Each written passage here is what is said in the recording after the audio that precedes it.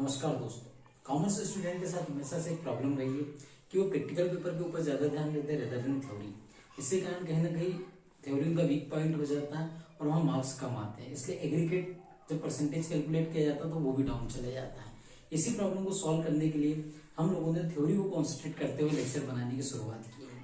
जैसे आप लोगों को पता है कि न्यू एजुकेशन पॉलिसी में बीकॉम फर्स्ट ईयर में दो पेपर आपके थ्योरी के रहेंगे, एक मेजर में रहेगा और एक माइनर में। मेजर में रहेगा बिजनेस रेगुलेटरी फ्रेमवर्क और माइनर में आ जाएगा बिजनेस ऑर्गेनाइजेशन एंड कम्युनिकेशन, व्यवसायिक संनियम और व्यवसायिक संगठन एवं संप्रेषण। व्यवसायिक संनियम की बात करें या बिजनेस रेगुलेटरी फ्रेमवर्क की बात करें, व्यवसायिक नियमन संरचना की बात करें वहां पर, तो वहां पर आपको 5 यूनिट है। ज्यादा कुछ चेंज नहीं है सिलेबस में, पर कहीं ना कहीं थोड़ा थोड़ा चेंज किया है, या कहीं कि हमारे लिए एक बहुत अच्छी बात है कि सिलेबस को यहाँ पर शॉर्ट कर दिया गया है। बिजनेस रेगुलेटरी फ्रेमवर्क का जो पहला यूनिट आता है उसमें इसका इतिहास है, हिस्ट्री है, और फिर दूसरा जो चैप्टर आ जाता है उसमें आ जाता है contract act, Indian contract act, भारतीय अनुबंध अधिनियम। उसको लेकर थोड़ा इन्होंने जनरल प्रोविजन पहले यूनिट में डाल रखे हैं। तो हम शुरुआत करेंगे इसी चैप्टर से, भारतीय अनुबंध अधिनियम से। और पहले चैप्टर में हम देखेंगे कि अनुबंध से क्या आशय है और एक वैध अनुबंध के आवश्यक लक्षण क्या है। चलो दोस्तों शुरुआत करते हैं। दोस्तों सबसे पहले हमारे सामने क्वेश्चन आता है कि अनुबंध से क्या आशय है। हम अनुबंध के बारे में कहते हैं, दो शब्द आ जाते हैं हमारे पास, एक आता है ठहराव और एक आता है अनुबंध। सामान्य रूप से सामान्य भाषा में हम बात करें तो ठहराव और अनुबंध को एक ही मान लिया जाता है, पर ऐसा नहीं होता। सामान्य रूप से ठहराव और अनुबंध एक माना जाता है, ऐसा है नहीं। क्यों? क्योंकि ठहराव जो है कानूनी रूप से मान्य नहीं होता, पर अनुबंध कानूनी रूप से मान्य होता है। ये क्या है? कानूनी रूप से मान्य है। हम यहाँ पर कह सकते हैं कि एक ऐसा ठहराव जो कानूनी रूप से मान्य है उसे हम अनुबंध कह सकते हैं। एक ऐसा ठहराव जो कानूनी रूप से मान्य है उसे हम अनुबंध कहते हैं। ठीक है, तो हर ठहराव में यदि कानूनी रूप से वो मान्य कर दिया जाए तो अनुबंध होता है। अब कानूनी रूप से मान्य होने का मतलब क्या है?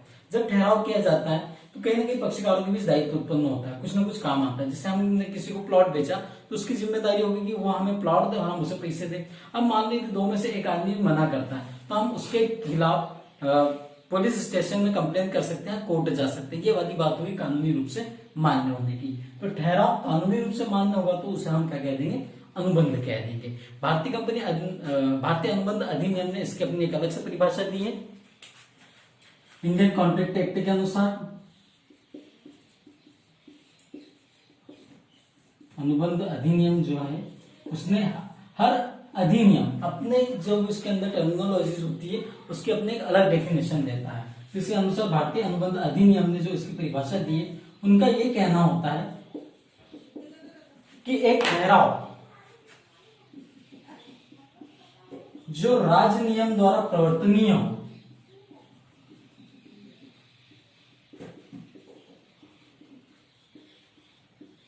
एक ऐसा ठहराव जो राज्य नियम के द्वारा प्रवर्तनीय है उसे हम अनुबंध कहेंगे। भारतीय अनुबंध अधिनियम की परिभाषा कहती है कि एक ऐसा ठहराव जो राज्य नियम के द्वारा प्रवर्तनीय है उसे हम क्या कहेंगे? अनुबंध कहते हैं। बात वही है, शब्द कहीं ना कहीं इसके अनुबंध एक्ट में होने के कारण ये शब्द थोड़े भारी हो जाते हैं। कहने का आशय वही होता है, कानूनी रूप से मान्य। कानून मतलब राज्य नियम।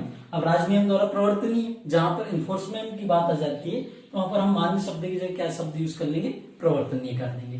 तो भारतीय अनुबंध अधिनियम के अनुसार ऐसा ठहराव जो राज्य नियम द्वारा प्रवर्तनीय है वो क्या हो गया? अनुबंध हो गया। अगला हमारे एक और एक्सपर्ट थे, उनका कहना है, सालमन साहब का कहना है, सालमन ने इसकी परिभाषा दी है। इन्होंने थोड़ी अलग परिभाषा उसकी दे रखी है। उनका कहना है कि एक ऐसा ठहराव जो पक्षकारों में दायित्व को उत्पन्न करता है तथा उसकी व्याख्या करता है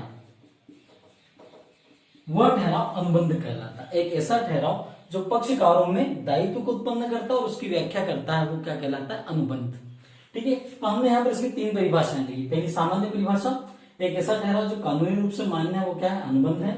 दूसरा, ऐसा ठहराव जो राज्य नियम द्वारा प्रवर्तनीय है वो अनुबंध है। और तीसरा, सालमन के अनुसार एक ऐसा ठहराव जो पक्षकारों में दायित्व की व्याख्या करता, दायित्व उत्पन्न करता है तथा उसकी व्याख्या करता है तो वो क्या कहलाता है? अनुबंध कहलाता है। यहाँ पर मैंने जैसा आपको बताया कि पक्षकारों का दायित्व और उसकी व्याख्या क्या होता है, इसको थोड़ा बहुत समझते हैं।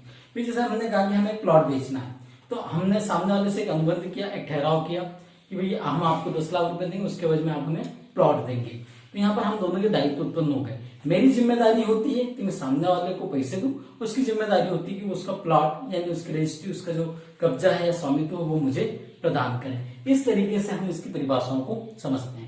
जब आप परिभाषाएं लिख देते हैं उसके बाद आपको एक आदर्श परिभाषा या फिर उस पूरे पॉइंट को कंक्लूड करना होता है।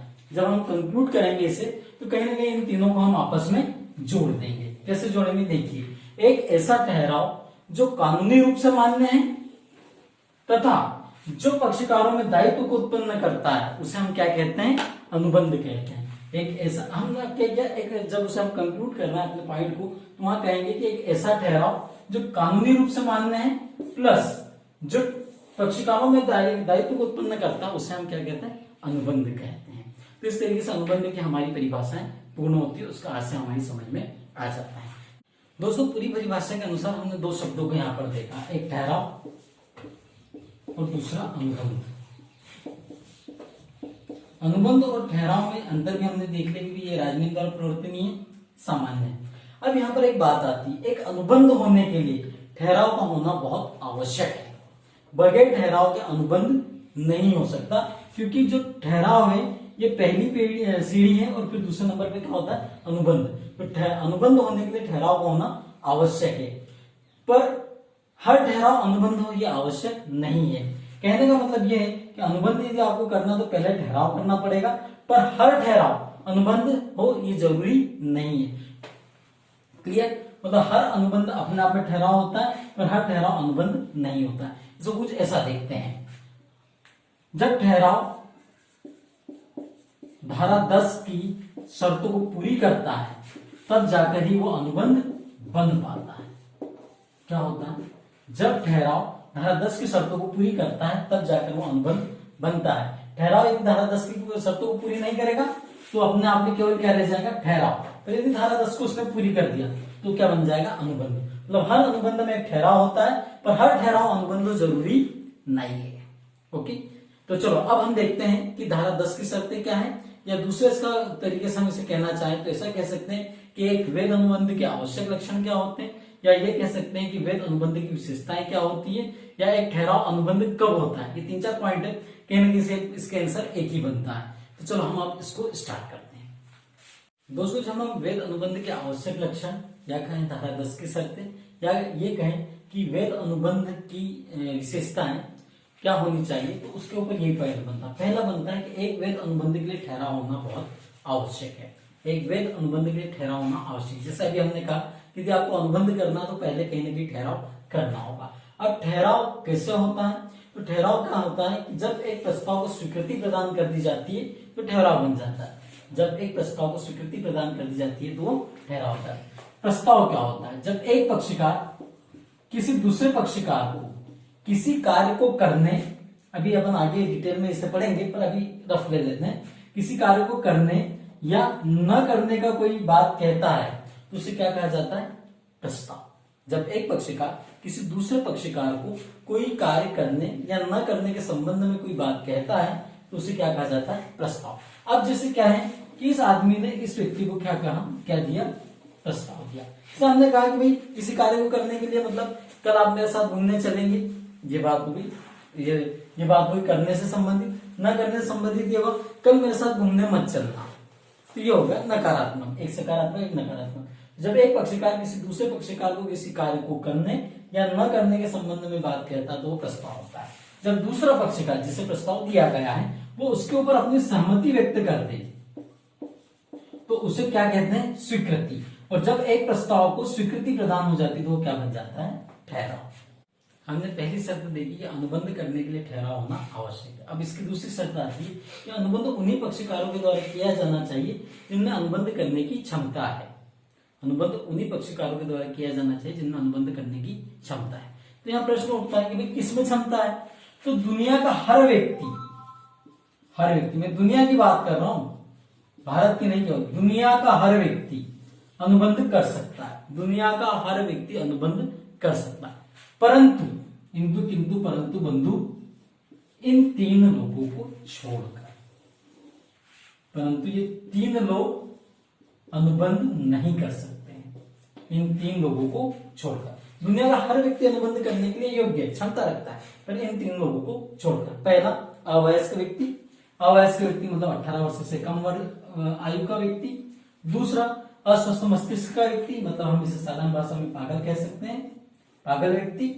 और तीसरा होता है राज नियम में अयोग्य घोषित व्यक्ति। कुछ लोग ऐसे हैं जिनके राज नियम में अयोग्य घोषित कर दिया गया है कि ये लोग अनुबंध नहीं कर सकते, जिससे राजदूत, विदेशी शत्रु, कोई बड़ा पोस्ट पर बैठा हुआ व्यक्ति, तो वो लोग अनुबंध नहीं कर सकते। प्रधानशील स्त्रियां, इस तरह के लोगों को राज नियम ने अयोग्य घोषित कर दिया है। तो अनुबंध करने का अनुबंध करने की क्षमता कौन रखता है?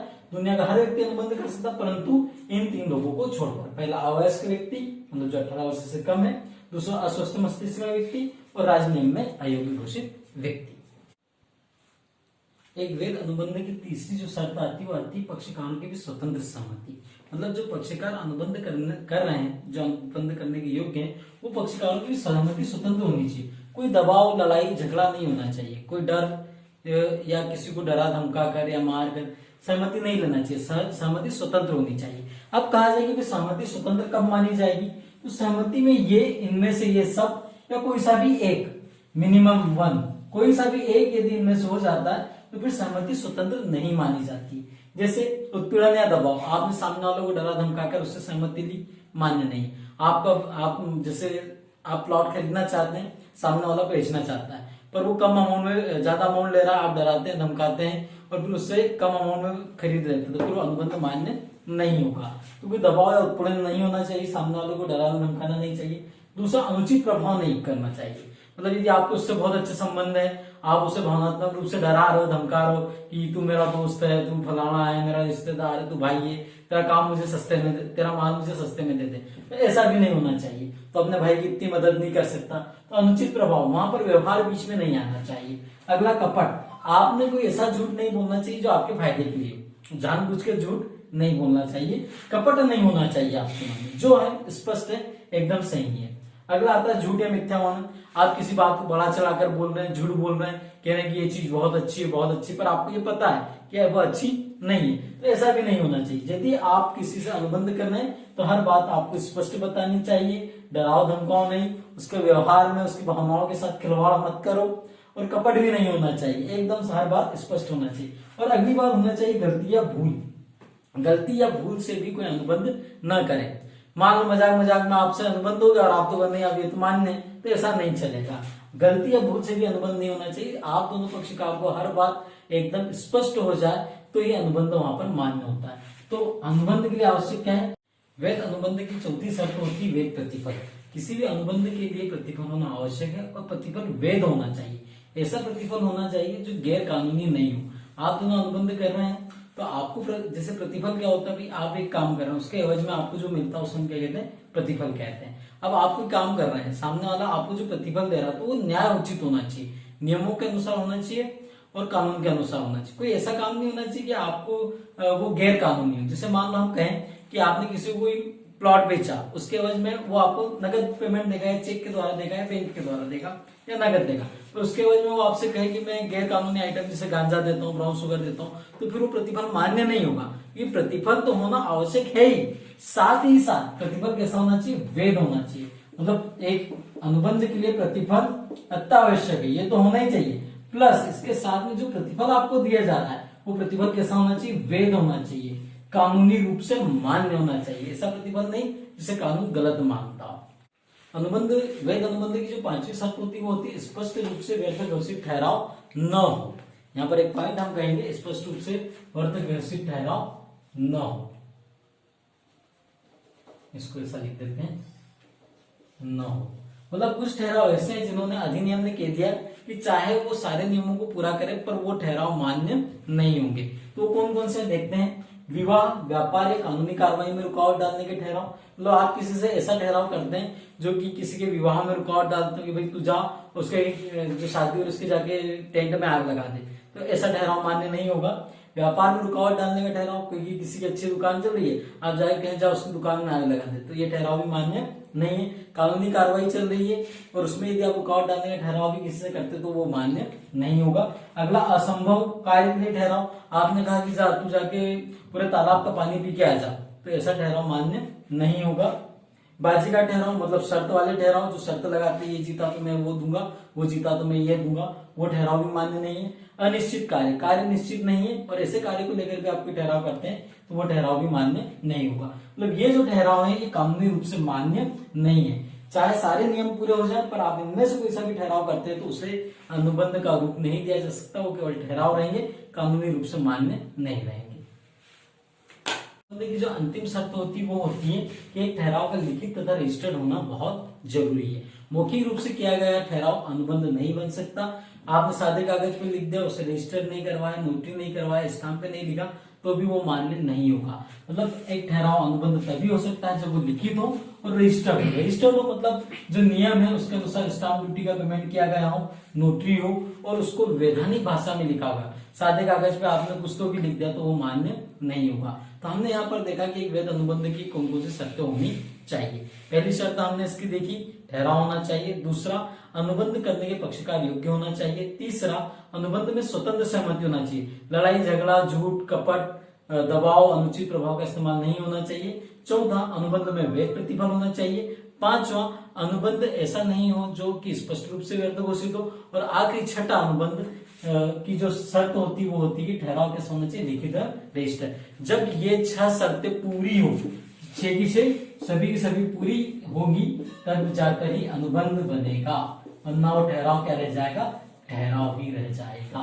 ये बात आप ध्यान रखें कि 6 की 6 शर्तें पूरी होना चाहिए तभी अनुबंध होगा, नहीं तो ठहराव ठहराव ही रहेगा और ठहराव कानूनी रूप से मान्य नहीं रहेगा।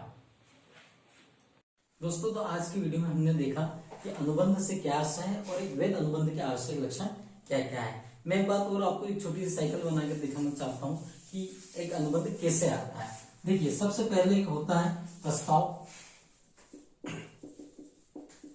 प्रस्ताव को जो स्वीकृति मिल जाती है तो वो बनता है ठहराव। अब ठहराव बन गया पर वो कानूनी रूप से मान्य नहीं है, तो फिर उसमें जोड़ी जाती है ये जो आवश्यक लक्षण है 6, ये आवश्यक 6 लक्षण जब इसमें जोड़ दिए जाते हैं तो ठहराव बन जाता है अनुबंध। और एक वैध अनुबंध के लिए एक वैध प्रतिफल होना बहुत आवश्यक होता है। इस तरीके से ये बात पूरी कंप्लीट होती है कि प्रस्ताव में जब स्वीकृति मिलती है तो ठहराव बनता है और ठहराव जब धारा 10 को पूरी करता है या वैध अनुबंध के सारे लक्षणों को पूर्ण करता है तो वो अनुबंध बन जाता है। तो दोस्तों, इसी के साथ हमारा यह लेक्चर कंप्लीट होता है। हमने जितने भी पॉइंट आज पढ़े हैं 6 पॉइंट, इनके आगे भी डिटेल करके एक चैप्टर और बनेंगे इसके। तो मुझे उम्मीद है आप लोगों को ये वीडियो बहुत पसंद आया होगा। आप हमारे चैनल को सब्सक्राइब करें, वीडियो को लाइक करें और अपने दोस्तों को शेयर करें ताकि ये चैप्टर उन तक पहुंच जाए। थैंक यू दोस्तों, थैंक्स टू ऑल।